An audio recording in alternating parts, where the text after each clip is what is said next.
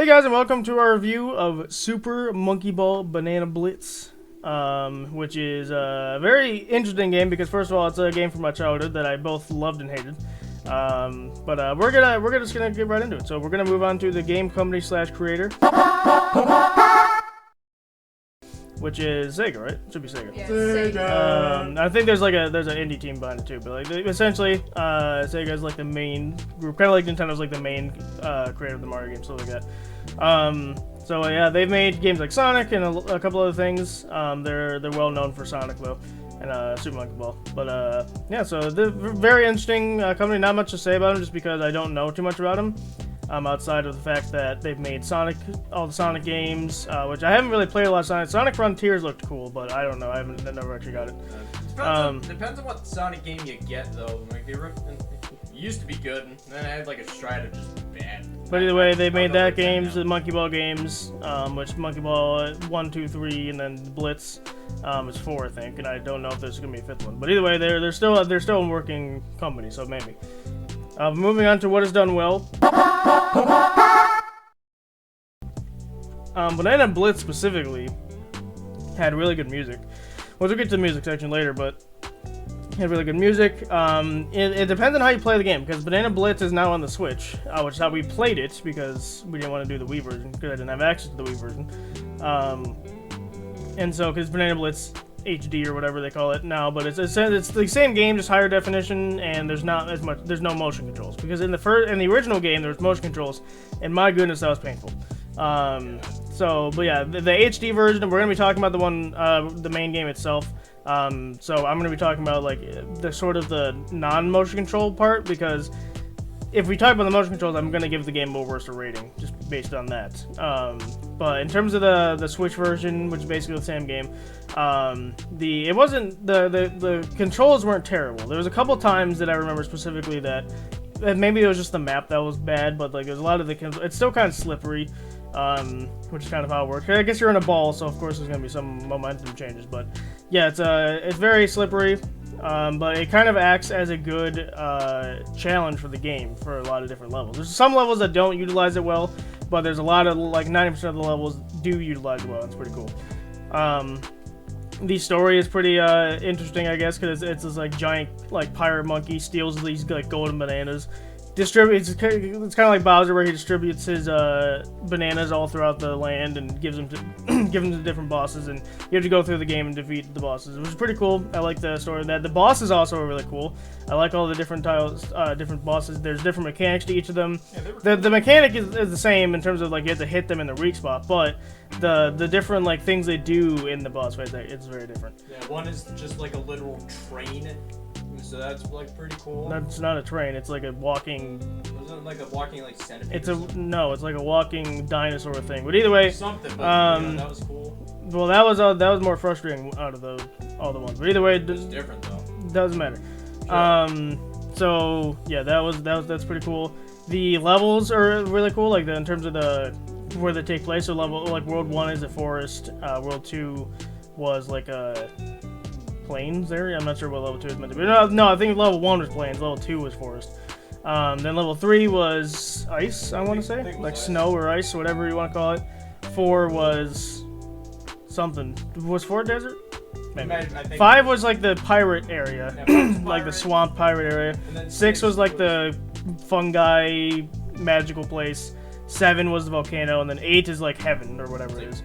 Or no, 9 was heaven. Whatever. 8 was like the space. Yeah, 8 was space, and then there's 10, because 10 was heaven. Then 9, I forgot what 9 was. 9 was like the cheese factory area, but I don't remember I don't know what I'd call that, but it's like they called it something. Yeah. Either way, all the stages are very very cleverly done, and it kind of adds more environments to the game, which is really nice. And I just said this basically, but essentially when you beat the core story, which is World 7, because World 7 is the end. There's still 3 levels after that, because you have level 8, level 9, and level 10. All increasing difficulty. Level 10 is the hardest by far. So yeah, that's really cool. Level 10, the entire world of 10 is like a challenge run, basically, because all the levels in heaven, quote unquote, is what they call it, are very hard. Especially, I remember that one that was like super bouncy and super hard to get through. Like, it's like all the levels in it is essentially a challenge run. It's testing your ability to see if you can actually do it correctly. Right. So that's really well done as well. But we're gonna move on to what could be improved. Obviously, again, we're talking about the HD version, so the motion controls sucked in the original, but we're not gonna be talking about those too much. I think there was mini games in the original game. I can't remember if we did them in. I think we did, but I can't remember. We did some. Either way, there's some like party games which are cool, I guess. But I didn't think they really added much to the game. So honestly, instead of the weird party games, I would have much preferred more worlds, honestly, or like a longer story in general.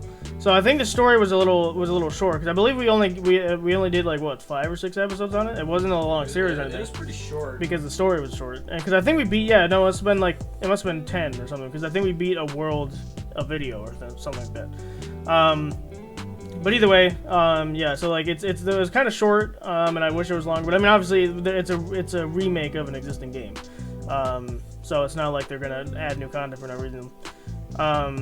Yeah. So I think the one thing I did notice is the live stat in the character selection thing doesn't mean a darn thing because it's a stat that you would think matters because it's alongside speed, weight, and stuff that actually matters for the character you're playing as. And then lives, for some reason, is like not a thing that like it exists, but it like doesn't do anything. Because when we were playing through the game, I remember there was always the locked character, which we found out was Sonic, which is kind of cool. But we were like, oh, maybe the secret character has like has a lives boost or something because it's 3 out of 5 on the scale of stats, I think. We're thinking, oh, maybe it's a 5 out of 5 in the live stat, but it has like garbage other stats, right? Sonic doesn't. He's just fast and he's kind of middle to class weight or whatever, but the lives is still 3 out of 5. So I never understood what that was supposed to be, because it's all it means is you start with 3 lives, but then of course you can get more lives, kind of like Mario. Instead of collecting coins, you collect bananas. So it's I don't know. I just don't understand why they chose to have a live stat there if it doesn't mean anything. So I would say that could have just been omitted entirely, or just have it do something. Yeah, that was pretty weird. So that's strange. Unlocking. Oh, a thing I didn't mention before that what was done is if you play as Sonic, instead of bananas, it's rings. So that was a cool like gameplay change. So in terms of what can be improved, like I said, the stats thing is weird. I will say the problem. Maybe this was just a me thing, but I didn't find myself using a lot of the characters. I think I stuck to like 2 or 3 and maybe went to a specific person if I knew they were good for that level. So like I didn't find myself switching because I was mainly the doctor, if I recall. I was mainly the doctor going through the game until like a couple levels where the doctor was too fast and I had to pick someone slower. I remember specifically for the final pirate boss fight, Gon is the heaviest, and one of the guys' attacks makes you fly far. And if you're literally anyone else, you fall off the stage. So that's a little strange, but playing as Gon kind of makes it way easier, so we did that. So yeah, there's a couple times where I needed to switch, but I found myself just mainly sticking with the doctor because he had middle of the road mostly everything except for speed, where he was maxed out on speed, which allowed me to do the Cheese Factory levels very easily. But yeah, so I didn't find myself switching to characters very often, which I think should have been and also, if you wanted to switch characters, I think you should have been able to switch characters during the mission. Because I remember we had to leave the mission, leave the world, leave the main menu, and then go into the character selection screen, select the character, then redo all the things we just did. So it was kind of annoying to switch characters. I feel like you could have swapped characters in the actual level that you were in. I don't even think Mania does that. So yeah, that would just been a good quality of life thing that they did that could have been improved. But moving on to any problems or glitches. It's the HD port, so I don't imagine we didn't encounter any, but I don't imagine there is any. So Nintendo's because they worked with Nintendo. Nintendo's very precise about their image and stuff. So if a game goes on their system, it needs to not be super garbage. There is some exceptions where indie companies just put it on there anyway, but I don't think this is one of them. So I don't think there's any budget glitches. Moving on to controls. You'll be probably playing this game with a controller. Again, if you play on the Wii, if you play the original Wii version, you're going to be dealing with motion controls, and I wish you the best of luck, because those are painful. But if we're playing the HD, which is what we did on the channel, you have a controller. It was L stick to move, A to jump, and that was pretty much it. You had a couple, there might have been other buttons for the mini games, but I'm not going to really count those. For the actual gameplay, it was really just move and jump. if I recall. So not much controls there. A baby could do it. You'll be just fine. But moving on to graphics. Obviously, because it's an HD game, they remastered it to look better. So the graphics look really crisp and clean, as opposed to the old Wii version, because the Wii was a much... it's a cool system, don't get me wrong, but it's definitely less graphically intensive than the Switch's. Because the Switch can have so much graphic potential on it that the Wii could never have. So yeah, graphics are much more crisp and clean than they were in the Wii version, but that's to be expected with an HD port. So. Right. But moving on to music/sound. The music in the game is really catchy, and obviously, again, this was my childhood game, or one of them anyway, so of course I have some sort of nostalgia with it, but I will say, even to this day, I think it holds up and it's pretty cool. And then the sound effects are really good as well. When you hit a boss, for example, I think they all make the same sound, but it sounds like they're actually like inhaling their breath because they just got hit or something, which is pretty cool. So yeah, a lot of the sound effects are good. You have the jumping sound effect, you have the collecting the banana sound effect. Like, all the sound effects really add to the game's atmosphere, I think. So pretty good across the board there. But moving on to story and characters. So, like I said, I kind of overviewed the story earlier, but yeah, the story is that the monkeys are enjoying their time, and a big pirate monkey is like, haha, hippity hoppity, your property is mine. It's not the same, but you know what I mean. And he swipes the golden bananas from them and flies away into the darkness. And then the monkeys go after him. You have to go through all the different worlds, fighting all the different bosses. World 1 is like the bird boss, which is like the most nostalgic to me, because I remember specifically in my childhood, if I got stuck on, I don't think I ever made it to the volcano area, but I think, or maybe I did, but I didn't get past the volcano area.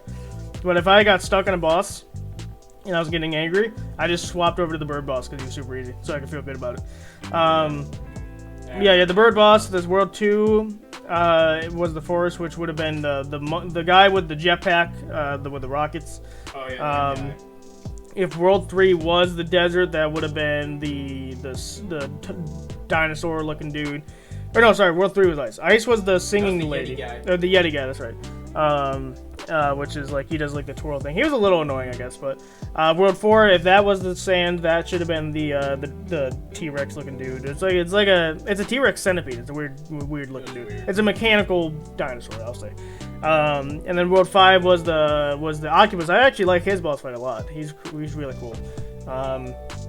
And then World 6 was the singing lady. She was really easy for some reason.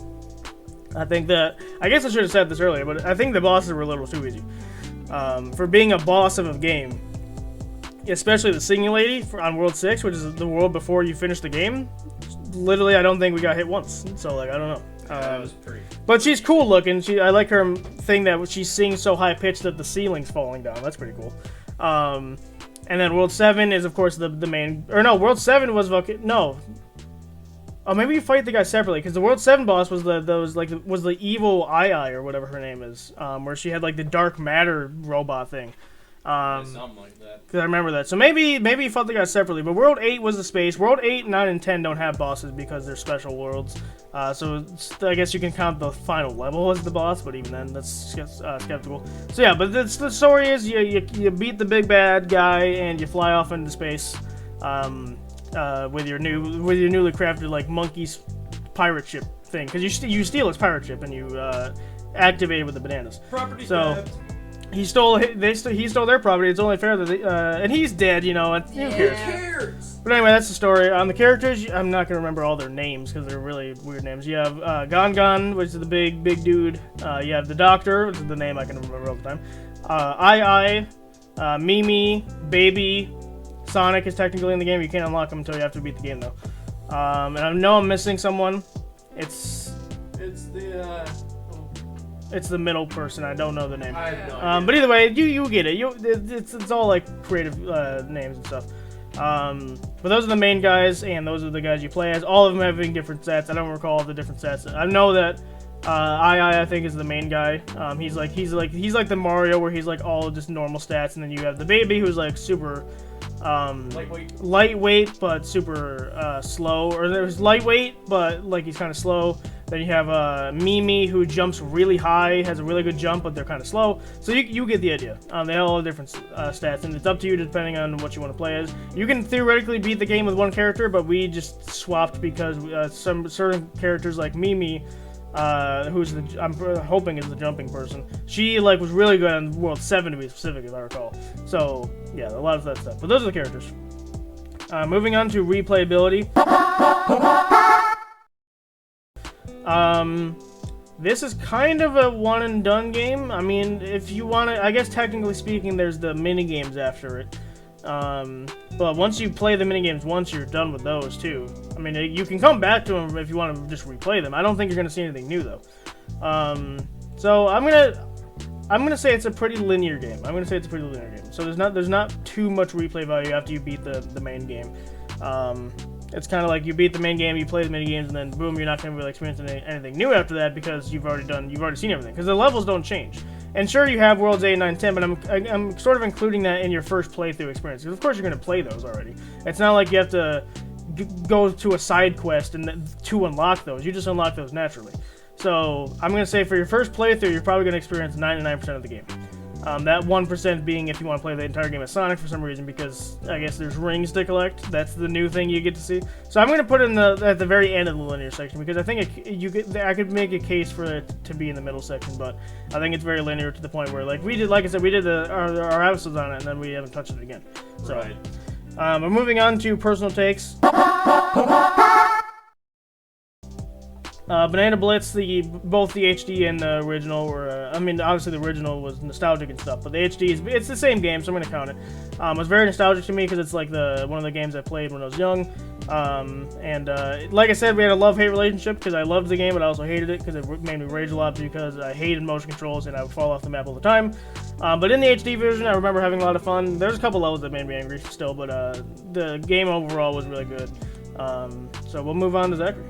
Yeah, I'll tell you what, this game made me so mad back then. I was just a ticking time bomb with this thing. It was bad, but it was very nostalgic for me. I remember a lot that freaking bird boss. I remember his face all too well. That opening cutscene, remember that to a T.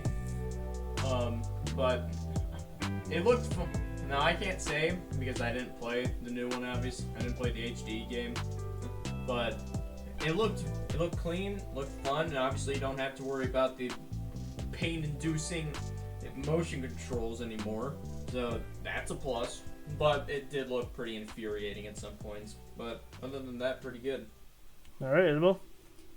Yeah, I think I played this game maybe once or twice. I didn't play it often, but definitely when we played it on the channel, it did look pretty cool. I did like how some of the levels were made. I did like how some of the bosses, like how some of the levels were designed, so I thought that was pretty cool. So. Alright. Moving on to Is It Worth It? And the game, we looked this up. If you want the original game, if you want, because I said, the HD port is basically the same game, but if you want the original game for the Wii, it's gonna run you like $60 or something on eBay, because like all the games that aren't in production are more expensive now because obviously they're not in production anymore, so you can only buy existing copies that other people have.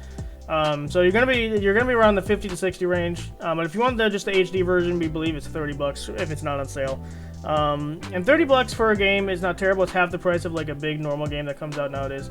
I would say it depends on your scenario. If you look at the game and you think, you know what, I'm not sure if I really like that, I would probably play it safe and not worry about it and spend your $30 elsewhere. Because with $30, remember, you can buy a lot of indie games at $30. A lot of indie games, I think, are way better than Monkey Ball. Like Faz, a lot of other horror games that you've seen me play on the channel. Like, not just horror games, but indie games in general are a lot better. So I think if you looking at the game and you're like, I'm not totally sure, I would say I would play it on the safe side, spend your $30 on other indie games that you know you'll like, and spend it there. The only part to me that would be worth it for you is if you have loved the Monkey Ball series. Let's say you had the first original 3 and you want to play Banana Blitz again, or you haven't played Banana Blitz at all, then I would say, yeah, sure, why not? It's worth it to you because you haven't played it yet, or you want to finish your collection of the Monkey Ball games because you find them fun. Because obviously all the other Monkey Ball games have like issues with them too.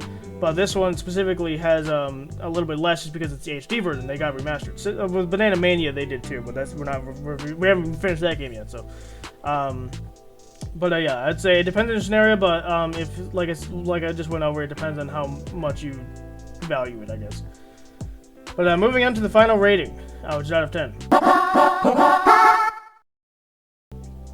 So, like I said, we're reviewing the HD version, because if I was reviewing the classic version, I'd give it like a 5 because of the motion controls.